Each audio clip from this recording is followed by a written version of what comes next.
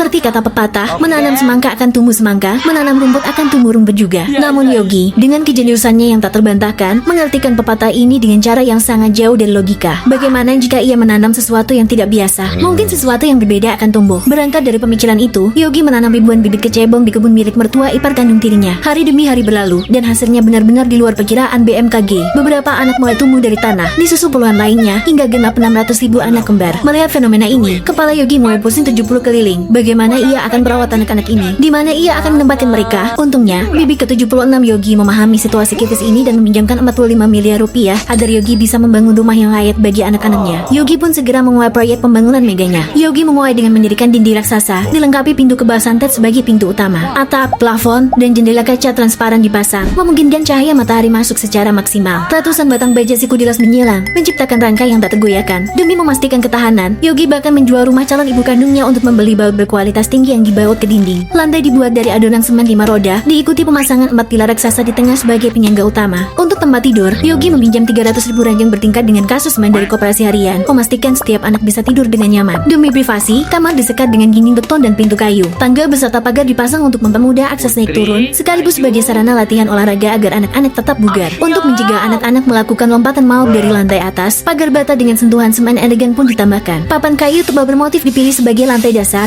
memberikan kesan hangat dan nyaman. Di lantai dasar, terdapat beberapa lemari rak yang penuh dengan buku bercocok tanam, didampingi meja, kursi, dan lampu tenaga surya. Dengan fasilitas ini, anak-anak bisa mendalami ilmu pernapasan melalui kuku dengan aman dan benar. Menyadari pentingnya asupan gizi, Yogi menyediakan mesin gerobak dengan fitur memasak otomatis. Dari makanan berbahan dasar batu bata hingga sup kaya semen, semuanya tersedia di sini. Beberapa tenda didirikan bagi anak-anak yang hobi camping agar mereka tetap bisa menikmati suasana petualangan. Di sebelahnya, dapur super lengkap dibangun, dilengkapi mesin pemanggang, kabinet wastafel, mesin penggiling, dan kulkas 98 pintu. Area makan disusun rapi dengan meja dan kursi, memungkinkan anak-anak makan secara bergantian tanpa rebutan. Agar rumah tetap aman dari ancaman eksternal, Yogi memasang sistem pengenalan wajah di pintu masuk, mencegah anak beruang menyusup dan menyamar sebagai anaknya. Tak cukup sampai di situ, 2 pos keamanan ditambahkan yang juga berfungsi sebagai kamar mandi dan tempat cuci pakaian. Di tengah ruangan, berdiri patung kakek merah raksasa, simbol keberuntungan. Dengan memohon sambaran petir kali 1000, anak-anak kini bisa menghasilkan uang dengan mudah dan usaha minimal. Berkat kerja keras Yogi, anak-anaknya kini memiliki fasilitas rumah yang lengkap. Dari tempat istirahat, ruang makan, hingga area belajar dan hiburan, semua tersedia dalam satu atap. Tak ada lagi yang perlu khawatir hidup terantar seperti gelandangan. Kerja bagus.